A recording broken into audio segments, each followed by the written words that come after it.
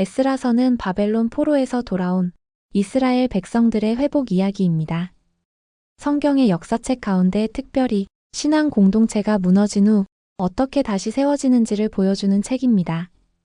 이 책을 읽을 때 가장 먼저 주목해야 할 점은 하나님의 말씀을 중심으로 한 회복이라는 주제입니다.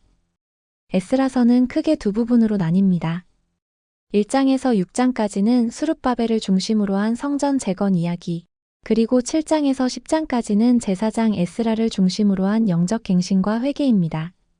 앞부분은 건물로서의 성전이 세워지는 과정이고 뒷부분은 말씀으로 세워지는 공동체의 영혼을 보여줍니다. 성전을 재건하는 과정은 결코 순탄치 않았습니다. 외부의 방해와 내부의 낙심이 계속 이어졌습니다. 하지만 선지자 학개와 스가랴의 말씀 선포로 다시 힘을 얻어 결국 성전을 완공하게 되었습니다. 여기서 우리가 붙잡아야 할 교훈은 하나님의 일을 행할 때 반드시 어려움이 있지만 하나님의 말씀으로 다시 힘을 얻을 수 있다는 사실입니다. 두 번째 부분에서 등장하는 에스라는 단순히 성전의 제사장이 아니라 하나님의 율법을 가르치는 교사였습니다.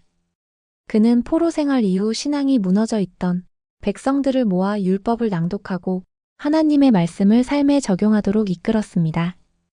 특히 이방과의 혼인 문제를 다루며 백성이 다시 거룩한 삶으로 돌아오도록 회개를 촉구했습니다. 이를 통해 공동체는 외형적으로뿐만 아니라 영적으로도 새롭게 세워졌습니다. 에스라서를 읽을 때 우리는 두 가지 시선을 가져야 합니다.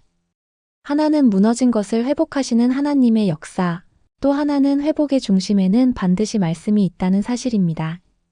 성전이 세워지는 것도 중요하지만 그 안에서 말씀을 듣고 순종하는 백성이 없다면 아무 의미가 없다는 것을 보여줍니다. 오늘날 우리 삶에서도 마찬가지입니다. 신앙이 무너졌을 때, 관계가 깨어졌을 때, 삶이 무너졌을 때 회복의 길은 화려한 외형이 아니라 하나님의 말씀을 다시 붙드는 데 있습니다.